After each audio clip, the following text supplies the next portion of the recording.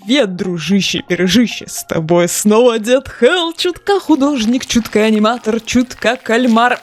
Давно не виделись, кстати, но это ненадолго. Я тут решил вылезти из загробного мира с новым форматом, как новым, по факту очень старым, когда-то ставшим фундаментом для всей ютуберской веб-анимации, пережившим головокружительный взлет и такое же громкое падение старитаймы. Иллюстрированные, а не разговорчик под спидпейнт. Возможно, это вновь мое упрямое желание бунтовать против похорон тех или иных форматов, а может, я просто устал быть лицом в углу экрана с чужим творчеством, хотя изначально планировал быть аниматором. Не суть важно. Давайте хотя бы попробую.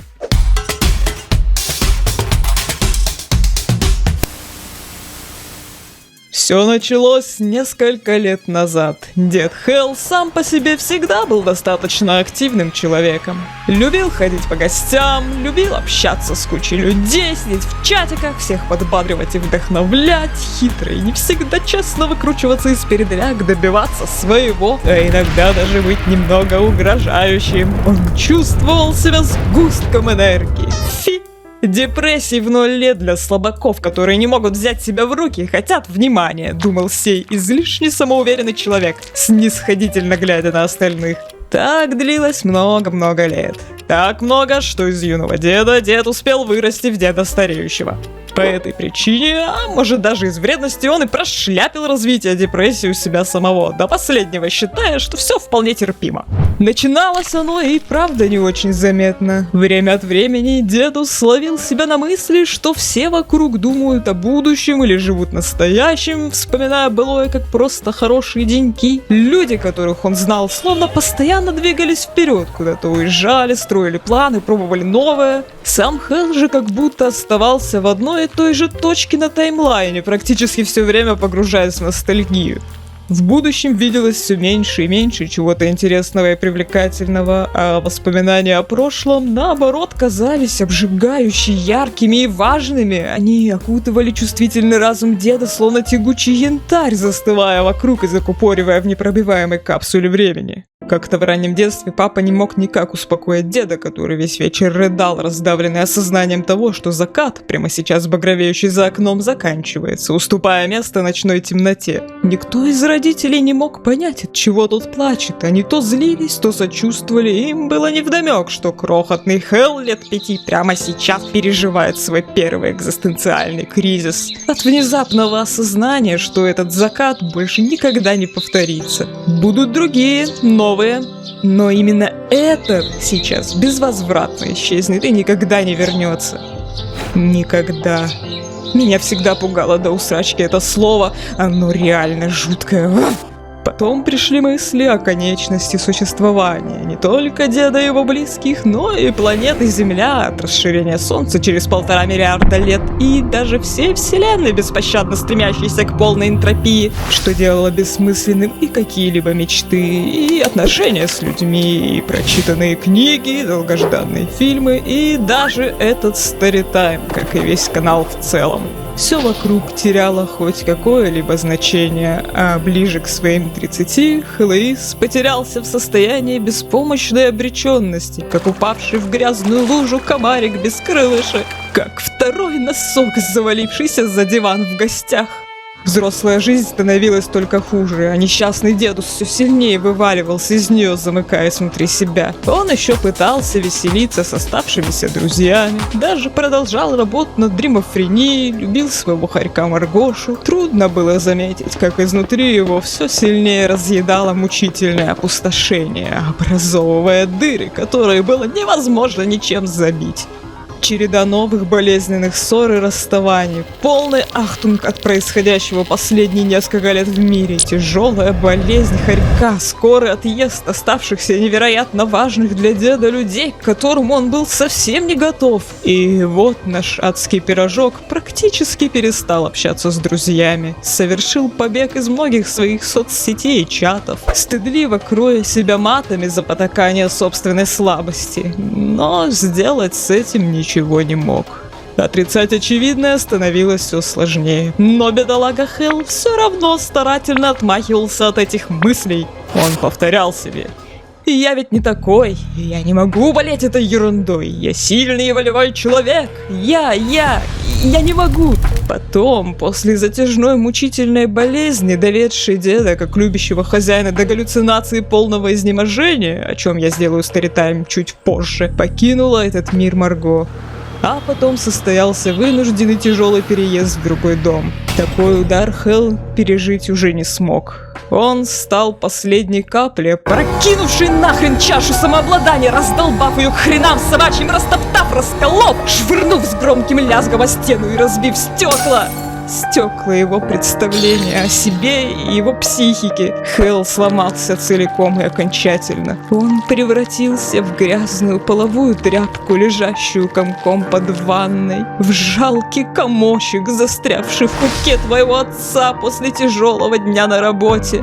Каждое, абсолютно каждое взаимодействие с миром вокруг причиняло ему боль. Дед больше не звонил родным. Он не открывал сообщения друзей месяцами. Ему стало физически тяжело печатать им ответы, даже произносить слова ртом. Просто сам процесс шевеления челюстью и выталкивания из себя звуков изматывал Хэлла, как разгрузка вагонов с углем. Раньше он вообще не помнил, чтобы лежал без дела или сидел без дела. Напротив, всегда был полон энергии, занят и увлечен. Теперь же дедус мог лежать по неделе на кровати или кресле, не вставая. Он ощущал себя растекшейся соплей. Пропал аппетит, а готовка казалась невыносимым по сложности действием, поэтому Хелл толком перестал есть. Иногда он заставлял себя пинками выползти на улицу, на теплое летнее солнышко, чтобы просто посидеть сгорбившись на скамейке или в кофейне развлечься на стойке. За все это дед чувствовал ужасную вину, от которой было никуда не скрыться. Каждое негативное слово размазывало его по стене. Каждое новое событие метафорически било в печень.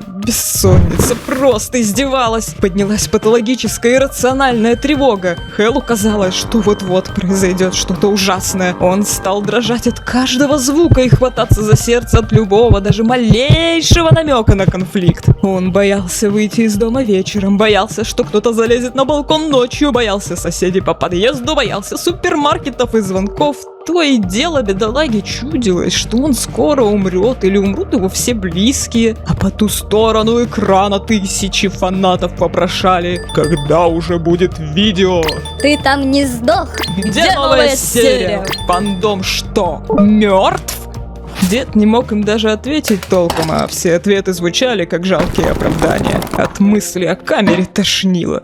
«Надо обратиться к психиатру», — твердили Хэллу. Тот соглашался, но абсолютно не понимал, как это сделать. Как найти, куда звонить, что говорить, да и денег было очень мало. Прошел целый год, прежде чем дед наконец-то при помощи друга записался к врачу и дополз до клиники. Все это время он сомневался, что из этой затеи что-то получится, что у него вообще может быть какая-то психическая болезнь, что наверняка Хэллоуис все себе придумал, и врач разозлится, раскусив обман, пошлет его подальше, хотя любые тесты на депрессию в интернете зашкаливали. И в глубине души дед уже все прекрасно понимал. Кто бы только знал, как трясло его перед долгожданным кабинетом психиатра. Однако добрый синеглазый мужчина с мягким успокаивающим голосом выслушал заикающиеся объяснения деда, задал несколько вопросов, а потом одарил Хэлла очаровательной улыбкой и справкой о тревожно-депрессивном расстройстве, а также рецептом на антидепрессанты в придачу.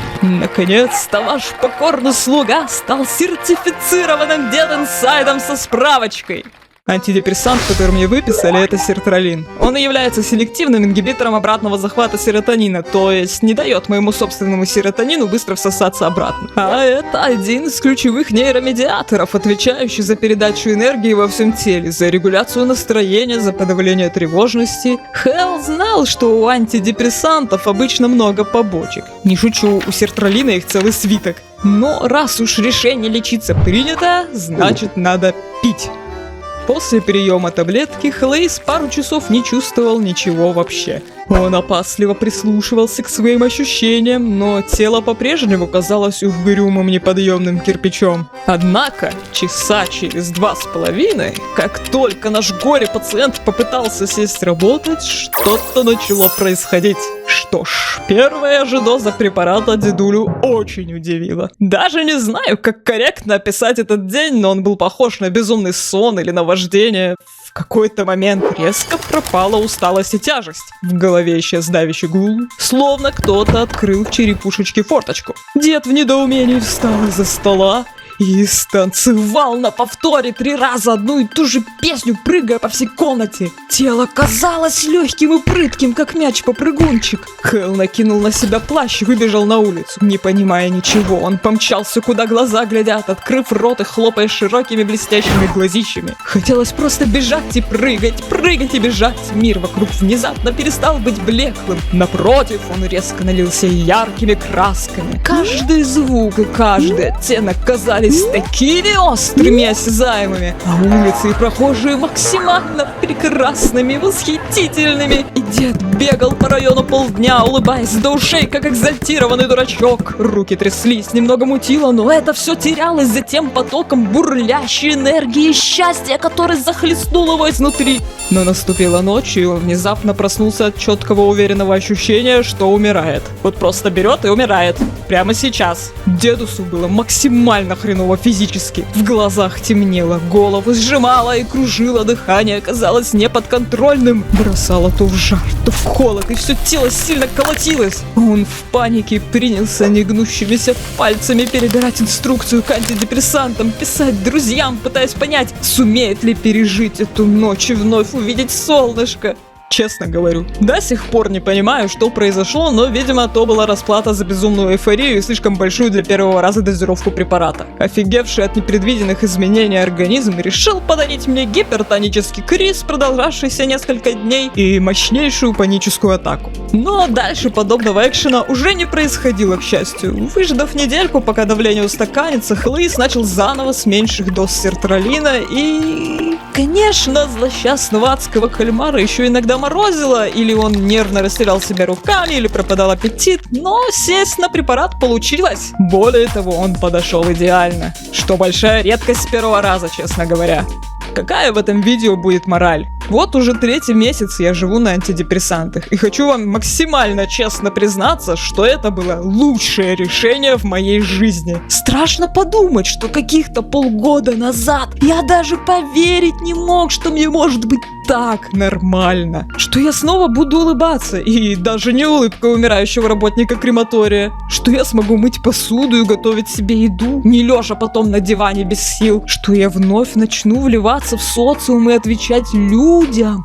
Что меня больше не будет трясти от одной мысли, что кто-то про меня сказал что-то негативное. Что я не буду каждую ночь лежать до утра с ощущением полной безысходности и тщетности своего существования. Что я поеду в гости к родителям, стойко перенесу гибель любимой собаки, семьи и родственника. Что моя грусть останется просто обычной грустью, а злость злостью, нормальными, человеческими, не превращающимися в желание исчезнуть и никогда не рождаться или в пердечный приступ. Моя радость теперь не вымученная, она живая, как раньше. Это просто удивительно. Конечно, и сейчас меня иногда качает то в апатию, то в слабость. Я по-прежнему могу устать от общения или готовки, но теперь подобных дней становится намного меньше. И я ощущаю бесконечную ценность моментов, когда я чувствую себя хорошо. Как видите, меня даже поперло на новые анимашки и обновления канала, поэтому все, кто писал мне, и я думал, ты мертв, где контент, фу, Хэл изменился во время того, как этот самый Хэл висел на волоске от самых страшных вещей, боролся с болезнью, пытаясь потихонечку рисовать хоть что-то раздавленной депрессией и тревогой. Во-первых,